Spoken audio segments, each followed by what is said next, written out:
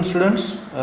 Today we are going to learn about our next topic, that is metabolism, or it is also called as a biotransformation. Now in previous two lectures we have finished previous lectures we have finished with in a pharmacokinetics. We have finished with up till now absorption, then distribution. That two parts we have completely finished. In distribution also, in last lecture we have seen various factors that will affect your drug distribution. Then we have seen the drug protein binding and the factors that will also affect the drug protein binding. That also we have covered in the last lecture. In today's lecture we are going to start with the next pharmacokinetic process, that is metabolism, or that process is also called as another name is biotransformation. Firstly, we will look towards the learning objectives of our today's lecture. After completion of this lecture, you will be able to firstly understand the concept of biotransformation, means you will are able to understand what is biotransformation or what is metabolism, and secondly learn various phases of drug metabolism, how that drug metabolize and which are the different phases by which your drug will get metabolized in a body. That we are going to learn in today's lecture. Now first, initially we will look little bit introduction. Firstly, all of you must know about the xenobiotics. Xenobiotics is nothing but any substance or foreign body that including like drug, then processed food, food additives, cosmetic product, environmental pollutant, then you can say agrochemicals, phytoalexins, that is dietary plant toxins. Okay, these all products we can call them as xenobiotics. Okay, xeno means it come from the Latin word xeno, that is xeno. Xeno is nothing but xeno is nothing but foreign. Okay, foreign bodies means whatever the foreign bodies or foreign food, whatever our body will we are taking, it will act as a foreign body for our body. And sometimes with your food or with some environmental pollutants, some cosmetics you can say, then agrochemicals, through that we are inhaling or we are accidentally many of chemicals will get enter in our body, and these will act as a xenobiotics for body. These will act as a foreign body and they may create a certain we can say toxic reaction with our body. That may be a chances. For that reason the biotransformation is needed. Okay, for that reason biotransformation needed for the detoxification and protect the body from ingested toxins. Means whatever the toxins will get entered through the drug will also, our body will treat them as also toxins, because wait a minute.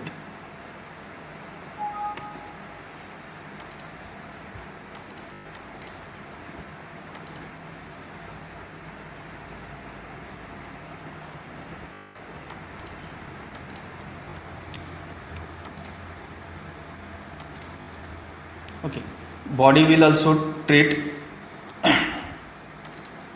whatever the foreign food or whatever the foreign bodies that will enter into our body, that will the body will treat them like a xenobiotics. Means body will treat them like it will have certain negative impact, or we can say toxic effect on our body. For that reason we need a biotransformation, or we can say metabolism process, for the purpose of detoxification, and due to that the detoxification the body will get protected from these toxins.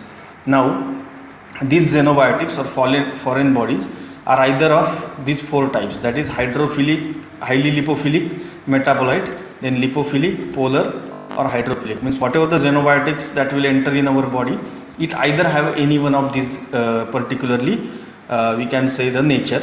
According to that, each xenobiotic body will treat them like a toxins to make them inactive. For that reason body will metabolize them, and that metabolism, first highly lipophilic is there, then it will start accumulation, storage in your body tissue. Okay, these particularly start accumulating in your body tissues. Okay, then lipophilic, and after accumulation it will follow the phase 1 metabolism, that is bioactivation or inactivation. That will, what is bioactivation and inactivation, that will come to know in a next slide. then particularly highly lipophilic and lipophilic drugs will follow the phase 1 metabolism reaction. Okay, after that phase 1, after undergoing the phase 1 reaction of highly lipophilic and lipophilic drugs, they will get converted into polar form. Okay, and if your xenobiotics enter in your body, it itself have a polar nature, then it will go and undergoes the phase 2 metabolism, or it is actually called as a inactivation metabolism.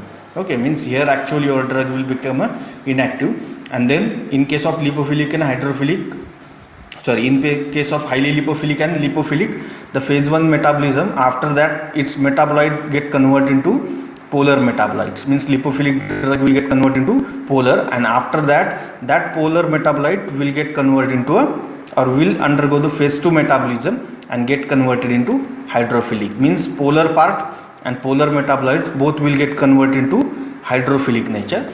Then after hydrophilic, then it is easy for the body to excrete them through your renal or biliary excretion, and if it is hydrophilic, then it will not undergo any sort of phase 1 and phase 2 reaction. It's directly get excreted from unchanged in a urine. Okay, that is the, we can say, process of metabolism. Means for metabolism of any drug, these two phases are important, phase 1 and phase 2 reactions, or we can say phase 1 metabolism and phase 2 metabolism. Phase 1 is generally for the highly lipophilic and lipophilic drugs, and polar drugs will directly undergo the phase 2 metabolism. In case of highly lipophilic and lipophilic xenobiotics, initially they will undergo the phase 1 metabolism, and after that it will get converted into polar metabolites, and then these polar metabolites further again undergo the phase 2 reaction and get converted into hydrophilic, and then it will get excreted. This is the basic concept of metabolism. Then next, that is, now we will look towards the actual definition of metabolism, or we can say biotransformation.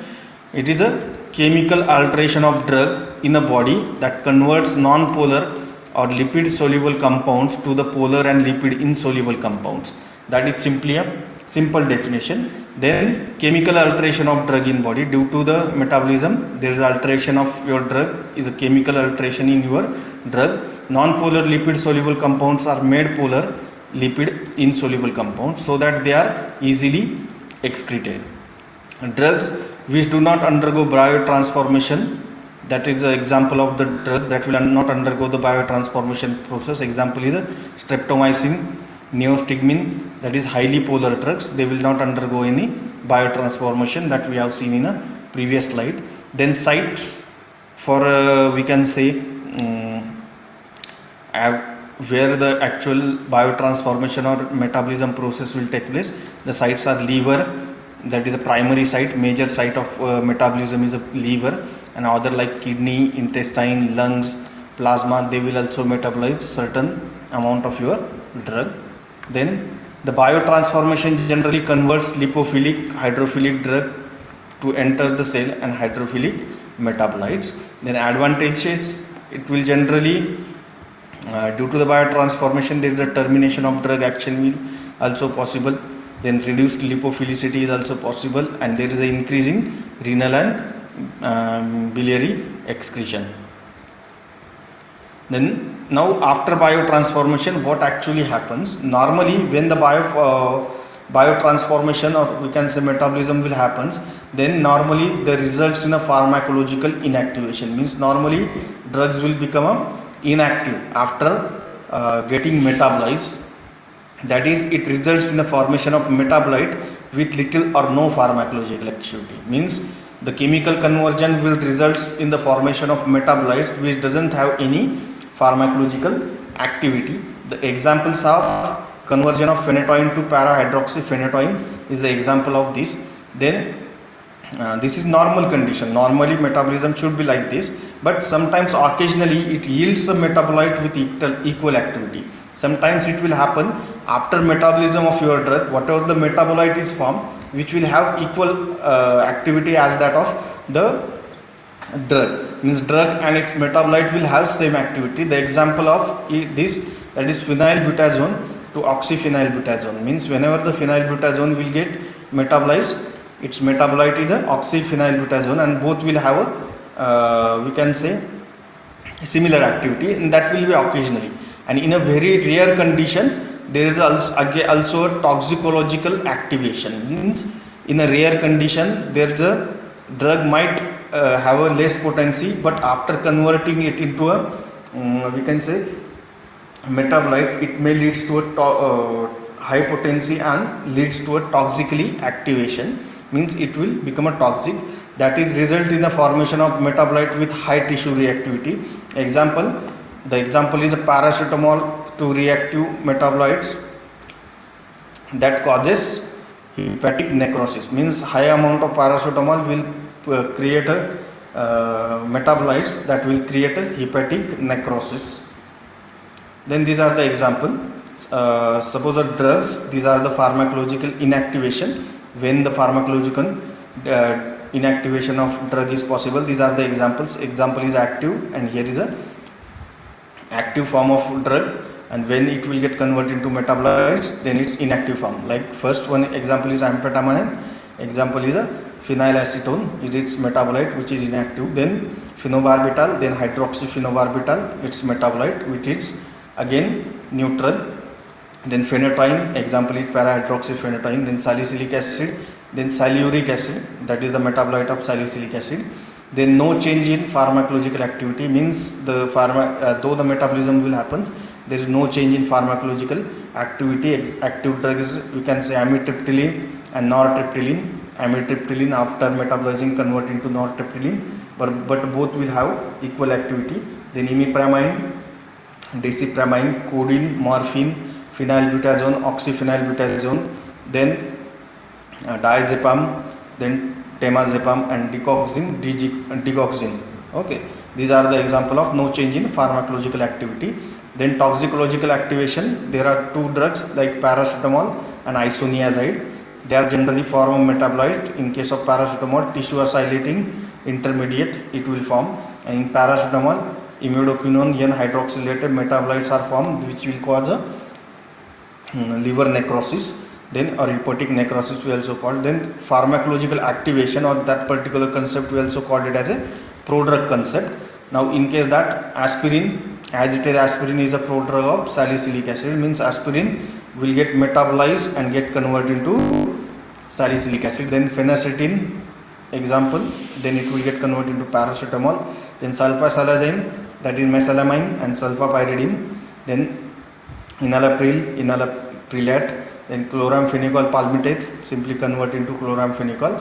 And there is change in pharmacological activity, like iproniazide, it will act as a antidepressant initially, it will get converted into isoniazide, which will act as a antitubercular. Then diazepam initially act as a tranquilizer, oxazepam it will act as a anticonvulsant. These are the various examples, that is metabolites and relative activity of these particular drugs.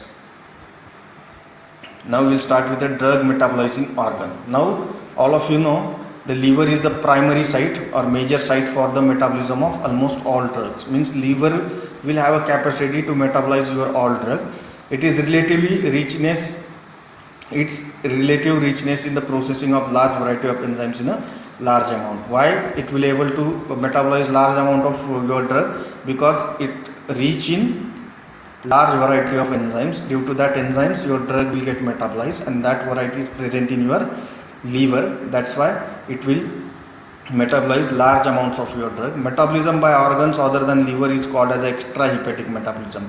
Means other than liver, if there is a metabolism, that metabolism is called as the extrahepatic metabolism. If is of minor importance, that particular extrahepatic metabolism is a minor importance, since the lower level of drug metabolizing enzymes are present in such tissues. Likewise, in liver, higher amount of metabolizing enzymes are present, but in case of other than liver, that is extrahepatic metabolism, there is a less presence of metabolizing enzyme. That's why it will metabolize this drug very lessly. The decreasing order of drug metabolizing ability of various organs is like, means highest amount of drug will get metabolized by liver, then lungs, then kidneys, then intestine, then placenta, adrenals, and lastly skin. Then brain, testes, muscles, spleen, etc. also metabolize drug. but a very small extent. Okay, other than this, brain, testes, your muscles, spleen, that also metabolize the drug, but the metabolizing ability of these particular organs is very less. Then drug metabolizing enzymes. Now the enzymes are broadly divided into two categories. Drug metabolizing enzymes divided into two categories, that is microsomal enzyme and non-microsomal enzyme. The microsomal enzymes catalyze a majority of drug biotransformation. That is important enzyme system in the liver, that is microsomal enzyme, that will catalyze majority of drug biotransformation reaction, or we can say metabolism reaction. Some important characteristics of microsomal enzymes are, first, that is this the intact nature of lipoidal membrane bound enzyme of the microsome is essential for selectivity towards the lipid soluble substrate. That is important, means whatever the drug which are lipid soluble, it's the microsomal enzymes particularly have selectivity towards that particular we can say lipophilic drugs. A number of lipid soluble substrate, like we can consider them as xenobiotics, can interact non-specifically with the microsomal enzymes, and natural endogenous substances which are generally water soluble do not interact. Means it is specifically interact only on a xenobiotics or foreign bodies, but not whatever the endogenous substance, whatever the substance that will get produced in our body, it will not act on that. That's why microsomal enzyme will play a vital role. Then lipid soluble substrate is biotransfer in a water soluble. The metabolite, means these particular microsomal enzymes generally carry out the lipid soluble substrate biotransform into a water soluble, and metabolite by the microsomal enzyme, which can be readily excreted. After that, its excretion is readily possible. These are the drug metabolizing enzyme, microsomal. Now the non-microsomal enzymes include those that are present in a soluble form in the cytoplasm, and those attached to the mitochondria but do not endoplasmic reticulum. Okay, these are the also non-specific enzyme that catalyze few oxidative reactions. Important in a oxidative reaction, a number of reductive and hydrolytic reactions and conjugation reactions other than glucuronation is also possible in a by the non-microsomal enzyme. These are the two enzymes, that is microsomal enzymes and non-microsomal enzymes, and its role in a drug metabolism. Now the types, now we will see the types of biotransformation reaction or metabolism reaction, or phases of metabolism reaction. The first phase is called as a non-synthetic, or it is also called as a functionalization phase. Okay, a functional group is generated. In this phase, generally after the reaction, a functional group is generated, and metabolite are formed, either active or inactive metabolites are formed by this phase 1 reaction. The phase 2 reaction are also called as a synthetic or conjugation reaction, and endogenous radical is conjugated, means whatever the conjugation means, it is actually a complexation reaction. In that endogenous means whatever the endogenous substance present in our body, the drug metabolite will form conjugation with that particular metabolite, and generally the metabolite formed by the conjugation are usually a inactive type of nature. Now we will look nextly, that is we can say phases of metabolism. Generally metabolism is categorized into two, phase 1 and phase 2. Phase 1 is also called as a non-synthetic, okay, and phase 2 is also called as a synthetic or conjugation. In phase 1 there are different types of reaction. The first one is oxidation reaction, second one is a reduction reactions, then third one hydrolysis, and fourth one cyclization, fifth one decyclization. Then phase 2 reactions, generally called as a conjugation reactions, are first glucuronide conjugation, then acylation, then methylation, then sulfate conjugation, then glycine conjugation, then glutathione conjugation, and lastly ribonucleotide or ribonucleoside synthesis. These are the various, we can say, phase 1 and phase 2 reactions. Okay, in previous slide also you have seen that phase 1 reaction are also called as a functionalization, generally addition of some functional group in the phase 1 reaction, and phase 2 just a conjugation reaction. Okay, now in phase 1, oxidation, reduction, hydrolysis, cyclization, decyclization. In phase 2, leucovoronide conjugation, acylation, methylation, sulfate conjugation, glycine conjugation, and lastly glutathione conjugation, and lastly ribonucleotide or ribonucleoside synthesis. These are the various, you can say, examples of phase 1, phase 2 reaction. Now one by one we will look each and every reaction, so that you will get a clear idea how actually metabolism process will occur in our body. Now firstly, phase 1 reaction. In that first, that is addition of oxidation, addition of oxygen, negatively charged radical, or removal of hydrogen, positively charged radicals. These are the particular examples of oxidation. Means in oxidation reaction there is either addition of oxygen, then addition or negatively charged radical or removal of hydrogen is possible in oxidation, and then positively charged radicals are also get added in a structure. We can call it as oxidation. Oxidation is the main process of metabolism. This is the main process of metabolism. Produces unstable intermediate like epoxides, sulfoxides and quinones. Then oxidation is of 9 types. First type is oxidation at nitrogen atom. Now how oxidation, if a nitrogen atom is in your drug structure, then suppose this is your drug, that is RNS2. Okay, it will get oxidized and get converted into RNHOH, means addition of this OH functional group. The example of this oxidation at nitrogen atom, the drugs, they are chlorpheniramine, dapsone and mepridine. These are the example of oxidation at a nitrogen atoms. Then second reaction is oxidation at sulfur atoms. If your drug contains a sulfur, then this is suppose another, we can say, functional group present in your drug, then it will undergo oxidation and it will create a SO functional group. That is example of this, that is chlorpromazine and chloramphenicol. These are the example of oxidation at sulfur atoms. Then next one is a aliphatic hydroxylation. This is next, we can say, oxidation reaction, that is hydroxyl group generally added to the drug structure. Then suppose this is a general drug structure, we can say, okay, then it will undergo oxidation and it will get converted into hydroxyl group. Okay, that hydroxyl group will get added. Example is salicylic acid to gentisic acid is the example of this particular. Then ibuprofen, then tolbutamide, chlorpromamide. These are the example of aliphatic hydroxylation. Then fourth, aromatic hydroxylation.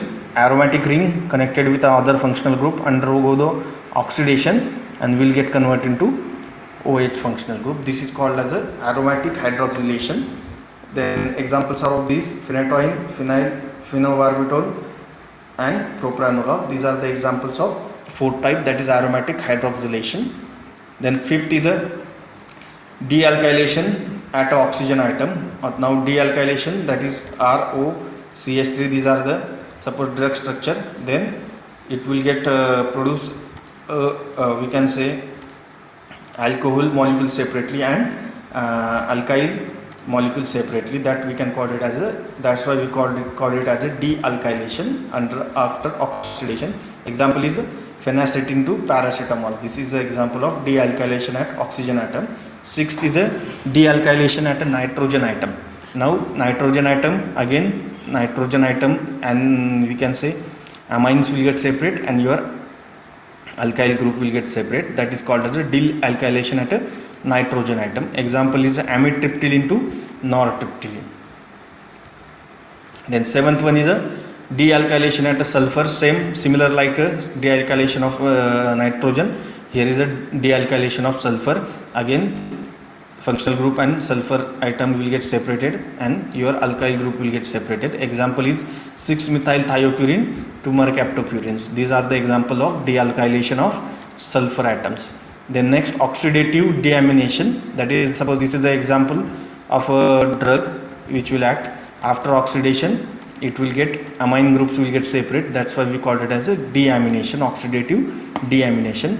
Then desulfuration, again here sulfur atoms will get separated, that is PS and O, and the sulfur will get separated. Okay, example is parathione to paraxone. Okay, these are the examples of oxidative reaction and main enzymes of oxygenases. Okay, for oxidative reactions the main enzyme will play role oxygenase, microsomal monooxygenase in liver, that is cytochrome P450 and cytochrome 450s required NADPH and oxygen for the conversion of your drug metabolite into inactive metabolite. The drug metabolizing enzyme, two types that we have seen, that is microsomal and non-microsomal, that will also play a vital role in oxidation.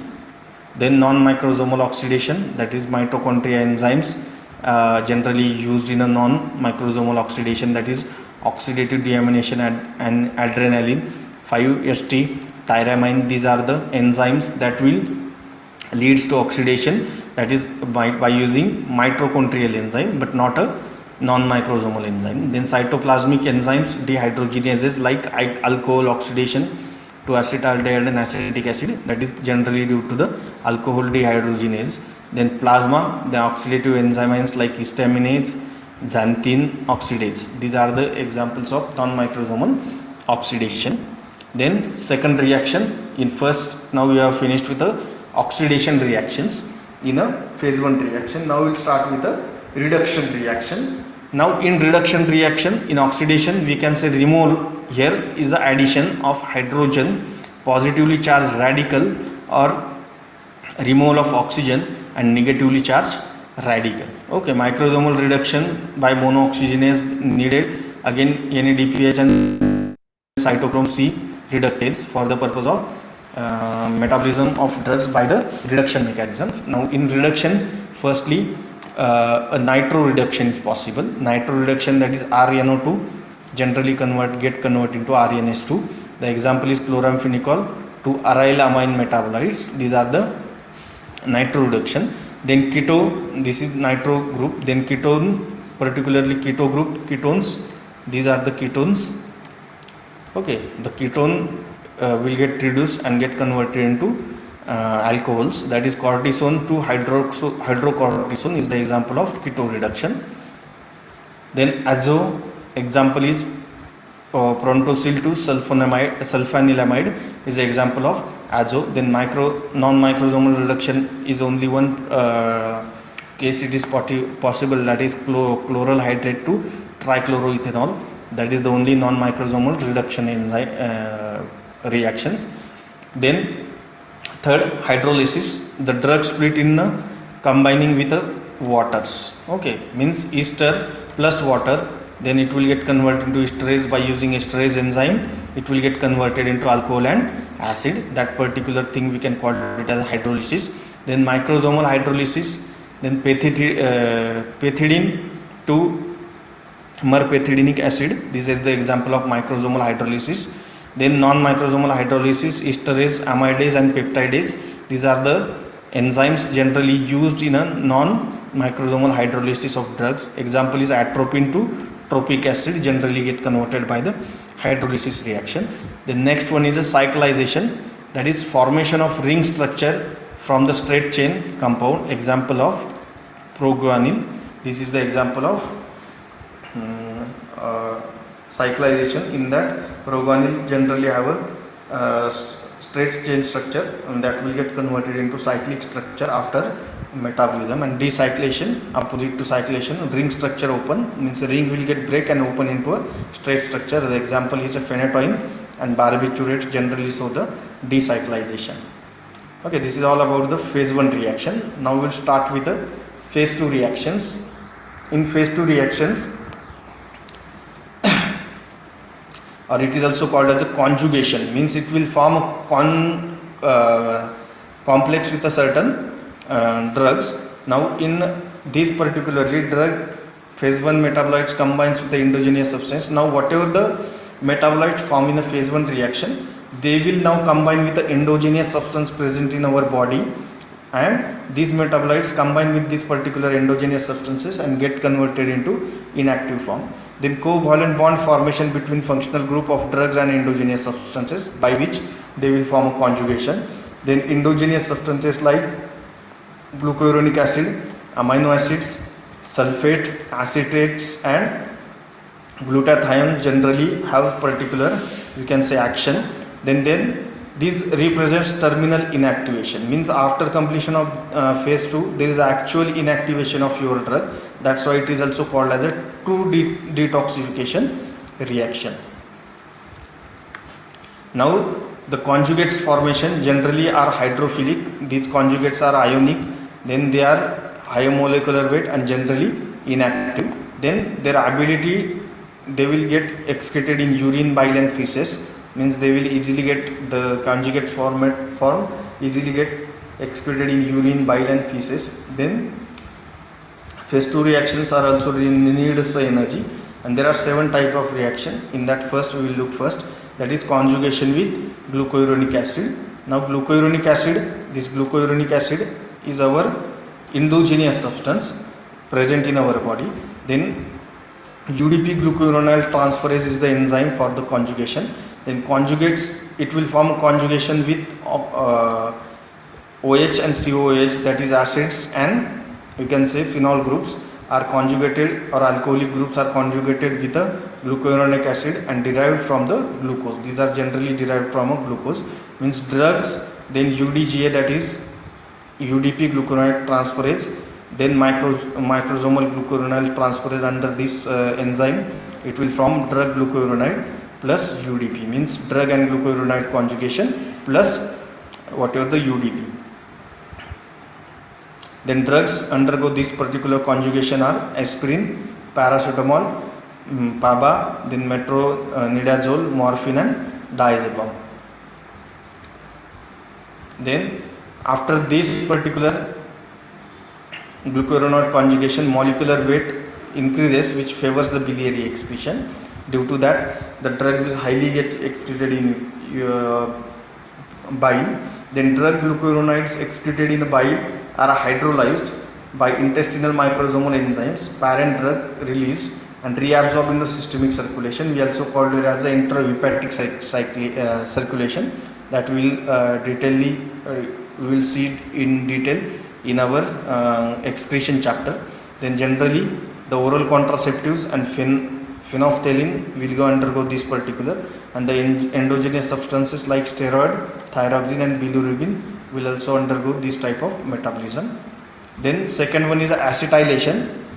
Drugs with amino or hydrazine groups, means drugs which will having amino and hydrazine groups undergo this particular acylation reaction. Examples is isoniazide, paraminosialicates, hydralazine, sulfonamides, prokenamide, dapsone. These are the particularly drugs that will undergo the acylation reaction. It will happen amines, amino group drug, N-acetyl transferase, acetyl-CoA. These are the you can say enzyme. It will undergo this and it will form a acylase and it will get acylation reaction, that is addition of acetyl group in the structure. Then it is generally have genetic polymorphism. Acylation is rapid and slow acylation. Generally it's called as acylation, means it will depend on the metabolizing ability of we can say person to person will get vary. Some person will have high rate of acylation reaction and some will have a slow rate of acylation. It will depends on that. The next one is conjugation with sulfate. Drug groups which will having amino and hydroxyl group, that will form a conjugation with sulfate. Then cytoplasmic enzyme, that is sulfotransferase and sulfokinase are the examples by which your drug will get form conjugate with the sulfate. Examples are methyl dopa, steroids, then chloramphenicol and warfarin. These will form a conjugate with the sulfate. Then fourth one is a conjugation with a glycine. Now conjugation with a glycine means drugs group generally form a conjugate with a glycine present in our body, and the generally carboxylic acid, means those groups which are having carboxylic acid groups, these will generally form a conjugation with the glycine. The examples of your salicylic acid and benzoic acid undergo the conjugation with the glycine reaction.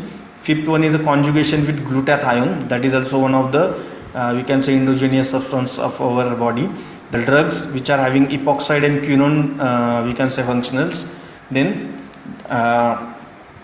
examples are toxic metabolites of paracetamol and ethacrynic acid generally form a in conjugation with a glutathione. Then cytoplasmic enzymes, that is glutathione yes transferase is used in the conjugation of drugs with the glutathione. Then methylation, sixth reaction is a methylation. Generally drugs which are having amino and phenyl groups undergo the methylation reaction. The examples of drug histamine, adrenaline, nicotinic acid, dopamine, methyl dopa and captopril generally undergo the methylation reaction in presence of an enzyme methyl transferase, and the endogenous substances are cysteine and methionine. Then ribose nucleotide, that is last one, we can say conjugation reaction or ribonucleotide synthesis. Action of purine and pyrimidine anti-metabolites, means if the metabolite will form after that metabolite, if it will have purines and pyrimidine derivative, then it will undergo ribonucleotide or ribonucleoside synthesis. And the example is a 6-mercaptopurine. This is a drug that will undergo the metabolism by phase 2 reaction by following the conjugation or ribonucleotide or ribonucleoside synthesis. Now inhibition of drug metabolism. Now there are certain we can say conditions. In that conditions the drug metabolism will get inhibited, okay, and that inhibition is also possible in your drug metabolism. Now one drug can inhibit metabolism of other drug, means drug which will get metabolized, which can be metabolized, which can inhibit the metabolism of other drug, increasing circulating level of slowly metabolizing drug, and prolongation or potentiation of its effect, means one drug can alter the metabolism of another drug, and due to that another drug's metabolism will be slower, and it will give the prolongation of action and increase in the potential effects of your drug. Consequences in particular this inhibition that precipitate generally this inhibition generally precipitate toxicity of certain drugs and can be therapeutically benefited. Example, revision of alcohol with disulfiram, reversal of SKM paralysis of TC by neostigmine. These are the example of drug metabolism inhibition. Then the examples of drug that will undergo the inhibition of metabolism, that is valproate, ketoconazole, cimetidine, ciprofloxacin, erythromycin and isoniazid. Then vitamin K cannot cause enzyme inhibition. Okay, vitamin K, as it is an endogenous substance, so that it will not cause any sort of enzyme inhibition. That is also then microsomal enzyme induction. Sometimes there is induction, means the enzyme's ability to metabolize your drug will become more or induced or increased. Okay, in that case microsomal enzyme induction, the ability of that microsomal enzyme it get increased to metabolize your drug, and in case that drug insecticide carcinogens will induce the synthesis of microsomal enzyme protein. Due to that the metabolism ability will get increased. Accelerated metabolisms and reduced pharmacological response. Due to that metabolism will get increased, but pharmacological response of these drugs will get decreased. Now consequences in this particular microsomal enzyme induction are the drug-drug interactions.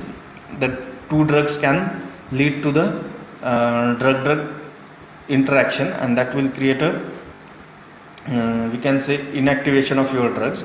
Then can lead to toxicity. Example, alcoholics more prone to hepatotoxicity of paracetamol due to increasing production of NABQI. These are the metabolites of produced after alcoholism, and due to that the paracetamol and these metabolites will have action, and the paracetamol will create a hepatic necrosis more in alcoholic persons. And next, then therapeutic benefits to treat neonatal jaundice. In that case also we are taking advantage of this enzyme induction. Then decreased duration of action. Example, OCP failure. In that case also we can take, and the example of these that griseofulvin, phenytoin, primidone, rifampicin, smoking. Then smoking also creates some cyclic we can say compounds that will act as an enzyme inducers. Then carbamazepines, then phenobarbital.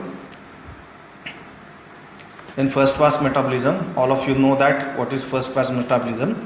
It is also called as a pre-systemic metabolism. Then metabolism of drug during its passage from the site of absorption into systemic circulation is generally called as a first pass. Means initially it will pass through the liver and it will get metabolized. That's why it will called as a first pass metabolism. It will decrease the viability, it will decrease the therapeutic response. Then sites where it will get metabolized, that is gut wall, that we have seen in absorption, that is gut wall enzymes, lumen enzymes, liver enzymes, lungs and skin. In that the first pass metabolism is possible. Then attributes of drugs first pass metabolism. Oral dose is higher than the sublingual or parenteral dose. The reason is that because oral dose is highly prone to the first pass metabolism. Then marked individual variation in oral dose difference in the extent of first pass metabolism. Then oral viability is increased in a patient with a severe liver diseases. Then drugs with first pass metabolism usually have short half-life, that is T half of that particular drugs will generally have short half-life. Then oral viability is increased if another drug competing with the first pass metabolism is given concurrently. If you are administering two drugs and both are having affinity towards the same enzyme for the metabolism, then the viability of one drug is going to be increased. Example is the CPZ and propranolol. If you are giving these two drugs together, then one of the drug will have highest viability because it will have competition with the another enzymes for the metabolism. Then this is all about today's lecture. This video lecture also I am recording. It will be available on YouTube shortly within 1 or 2 days. You can refer this lecture again. You can listen this lecture over YouTube. You can follow my you can subscribe my channel AAA Pharma Tutorials. Thank you.